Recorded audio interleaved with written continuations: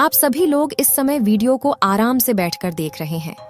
आज जिस जगह पर आप बैठे हो वह जमीन आज से करोड़ों साल पहले 8,500 डिग्री के तापमान से उबल रही थी। जिस जगह पर आप बैठे हैं वह जगह लाखों सालों तक बर्फ से ढकी हुई थी और ये दोनों बातें सच हैं।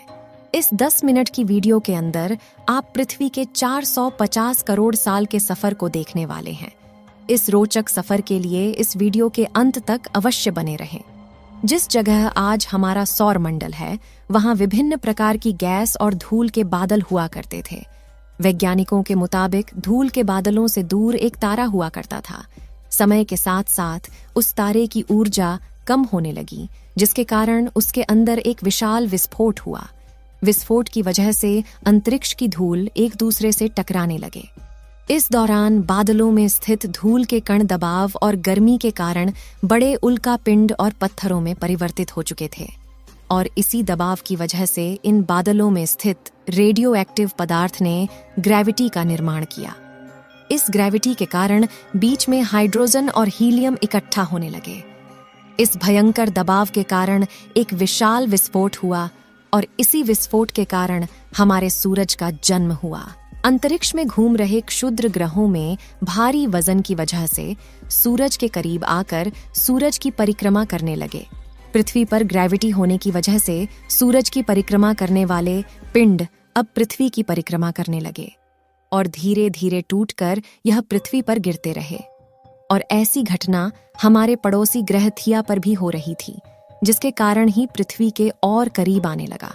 और इस भयंकर टकराव की वजह से पृथ्वी के हिस्से के रूप में अंतरिक्ष में फैल गए और एक रिंग की तरह पृथ्वी का चक्कर लगाने लगे। इसी बीच हमारे चांद का भी निर्माण होता है। उस वक्त पृथ्वी पर सिर्फ एक ही समुद्र हुआ करता था और वो 1900 डिग्री सेल्सियस के तापमान पर उबल रहा था। समय के साथ साथ पृथ्वी धीरे धीरे ठंडी हो रही थी, जिसके कारण पृथ्वी के भारी तत्व जैसे धातु और रेडियो एक्टिव पदार्थ पृथ्वी के केंद्र में जाकर इकट्ठा हो गए और हल्के पदार्थ पृथ्वी की सतह पर आ गए। लाखों सालों तक पृथ्वी पर उल्कापिंडों की बरसात हुई। बरसात होती रही और धीरे धीरे पृथ्वी की ऊपरी सतह पानी निकलता था। वैज्ञानिकों के मुताबिक यही वह वक्त था जब दूर गहरे पानी के अंदर निकलते ज्वालामुखियों से पहली बार सूक्ष्म जीवों का निर्माण हुआ। लाखों सालों बाद एक वक्त ऐसा आया जब पृथ्वी की पूरी सतह पानी से ढक चुकी थी। लेकिन जब पृथ्वी की ऊपरी जमीन और ठंडी हो जाती है तब पृथ्वी के अंदर की गर्मी बाहर नहीं निकल पाती, जिसके कारण ज्वालामुखियों का निर्माण होता है। और आने वाले लाखों सालों तक ज्वालामुखियों का निकलना जारी रहा, जिससे पानी के ऊपर जमीन का निर्माण हो रहा था। इस वक्त भी पृथ्वी पर वातावरण न होने की वजह से अंतरिक्ष से उल्कापिंडों की बरसात हो रही थी और पृथ्वी का एक दिन 12 घंटे का हुआ करता था। साल बीतते गए और धीरे धीरे सूक्ष्म जीव विकसित होते गए और समूहों में रहने लगे। आज से लगभग 250 करोड़ साल पहले पहली बार पृथ्वी पर ऐसे जीवों का निर्माण हुआ जो जीने के लिए इस पानी के अंदर के रहते थे। इस वक्त तक पृथ्वी पर ज्यादातर ज्वालामुखी निकलना बंद हो गया था। माइक्रोबैक्टीरिया की वजह से वातावरण में ऑक्सीजन की मात्रा बढ़ रही थी। वातावरण में ऑक्सीजन बढ़ने की वजह से पृथ्वी का वायुमंडल बनना शुरू हुआ, जिसकी वजह से पृथ्वी के ज्यादातर हिस्सों में यह सूक्ष्म जीव फैल गए। सालों बाद एक वक्त ऐसा आया जब पृथ्वी में ज्यादा ऑक्सीजन बढ़ने के कारण यह सूक्ष्म जीव बढ़ने शुरू हो गए। उस वक्त तक पृथ्वी का वातावरण ठंडा होने के साथ साथ ऑक्सीजन और आयरन की मात्रा भी बढ़ चुकी थी। वक्त बीतने के साथ साथ धरती की टेक्टोनिक प्लेट्स में दरार होने लगी और जमीन का लावा बाहर निकलने लगा, जिसके कारण पृथ्वी के वातावरण में कार्बन डाइऑक्साइड की मात्रा बहुत बढ़ गई और पृथ्वी पर एसिड की वर्षा शुरू हो गई, जिसकी वजह से पृथ्वी का तापमान घटने लगा और तापमान इतना घटा कि पृथ्वी के ऊपर मौजूद पानी बर्फ में परिवर्तित होने लगा। आमतौर पर जब धरती पर सूरज की किरणें गिरती हैं तब जमीन उन किरणों को सोख लेती है, मगर क्योंकि पूरी पृथ्वी बर्फ से थक चुकी थी और बर्फ सफेद और चमकीली होती है, जिसके कारण सूरज की किरणें धरती पर गिरने के बाद वापस चली जाती थीं।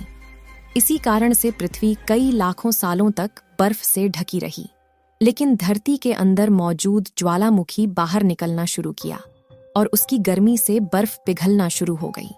इसी बीच जो पृथ्वी की गहराई में बचे कुछ सूक्ष्म जीव धीरे धीरे बदल रहे थे और अब वह ऑक्सीजन को अपने शरीर को बड़ा और जटिल बनाने के लिए इस्तेमाल करने लगे थे।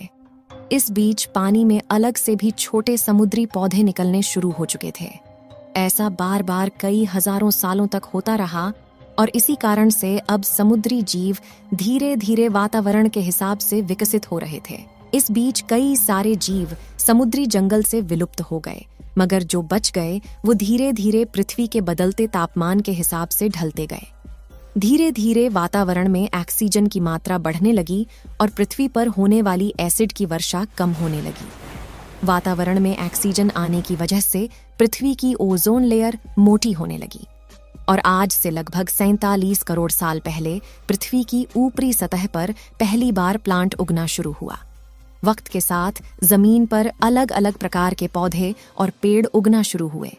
ये वो वक्त था जब समुद्री जानवर समुद्र से बाहर निकल रहे थे और जमीनी जानवरों में परिवर्तित हो रहे थे। धरती की ज्यादातर जमीन एक जगह इकट्ठा हो चुकी थी, जिसे आज हम एशिया महाद्वीप के नाम से जानते हैं। पृथ्वी का वातावरण और तापमान लगभग स्थिर हो चुका था और अब करीब 21 से 23 घंटे का दिन हुआ करता था। अब समुद्री जीव पानी से बाहर रहने लगे थे और वातावरण के हिसाब से उनके शरीर का रंग रूप बदल रहा था। धीरे धीरे ये जमीनी जानवर डायनासोर में परिवर्तित हो गए और उनका शरीर लंबा और विशाल रूप से विकसित होने लगा। कुछ डायनासोर शिकार किया करते थे, जिसके कारण वे छोटे और तेज होते चले गए। ज्यादातर जमीन रेगिस्तान और बंजर हो चुकी थी और ज्यादातर जंगल समुद्र के करीब हुआ करते थे, जिसमें डायनासोर रहा करते थे। पृथ्वी की ज्यादातर ऊपरी जमीन पानी के संपर्क में आने लगी, जिसके फलस्वरूप पृथ्वी पर हरियाली बढ़ती गई, जिसकी वजह से डायनासोर और ज्यादा विभिन्न और विशाल होते चले गए। डायनासोर ने आने वाली लगभग 20 से 30 करोड़ सालों तक पृथ्वी पर राज किया। आज से लगभग 6.5 करोड़ साल पहले पृथ्वी की तरफ आज के माउंट एवरेस्ट से भी बड़ा लगभग 4.5 लाख करोड़ किलो जितना वजन उल्का पिंड लगभग 80,000 किलोमीटर प्रति घंटे की स्पीड से पृथ्वी की तरफ आ रहा था और वह जलते हुए सीधा पृथ्वी से टकराया। इस टकराव से निकलने वाली ऊर्जा आज के 10 करोड़ परमाणु बम एक साथ फटने के बराबर थी। कुछ ही घंटों में पूरी पृथ्वी के वातावरण में हानिकारक गैस और धूल की वजह से पृथ्वी नष्ट हो चुकी थी। डायनासोर भी मारे गए। इस वक्त हमारे पूर्वज यानी चूहे जमीन के अंदर रहा करते थे, जिसके कारण वह इस विशाल प्रलय से बच गए। पृथ्वी का वातावरण पूरी तरह से काला और अंधेरा हो चुका था, जिससे धूप भी जमीन तक नहीं पहुंच पा रही थी। धूल और हानिकारक गैस के कारण पृथ्वी पर फिर से एसिड की वर्षा शुरू हो गई और फिर पृथ्वी ठंडी होकर बर्फ से ढक गई। लेकिन इस बार पृथ्वी पर बर्फ लाखों सालों तक नहीं जमी रही और 80 से 90 हजार साल बाद यह पिघलनी शुरू हो गई। जैसे ही धरती पर वातावरण फिर से पहले जैसा होने लगा, वैसे ही ये छोटे जीव जमीन से बाहर आना शुरू हो गए। यही चूहों ने खाने की तलाश में दर दर भटकना शुरू किया और धीरे धीरे 2 पैरों पर चलना शुरू किया, जिससे बंदरों में तब्दील होते चले गए और धीरे धीरे उनके शरीर का रंग रूप वहां के मौसम के हिसाब से बदलता गया। वक्त के साथ साथ हम आदिवासी बने, हमने हथियारों का आविष्कार किया और धीरे धीरे इंसान के रूप में विकसित हुए। हमने धर्म से लेकर परिवार, भाषा और संस्कृति का निर्माण किया और वक्त के साथ साथ हम विकसित होते चले गए और आज हम इस पृथ्वी की सबसे विकसित प्रजाति बन चुके हैं। पृथ्वी के इस करोड़ों साल के रोचक सफर में आपको सबसे अच्छी प्रजाति कौन सी लगी? अपनी राय कमेंट में जरूर बताएं। इस वीडियो को एक लाइक जरूर करें और अपने मित्रों तक इस वीडियो को शेयर करें ताकि उन्हें भी जानकारी मिल सके। और अपने भरोसेमंद चैनल को सब्सक्राइब जरूर करें और बेल आइकन को ऑल पर सिलेक्ट करना बिल्कुल ना भूलें। मिलते हैं किसी और नॉलेजेबल वीडियो के साथ। वीडियो को अंत तक देखने के लिए धन्यवाद।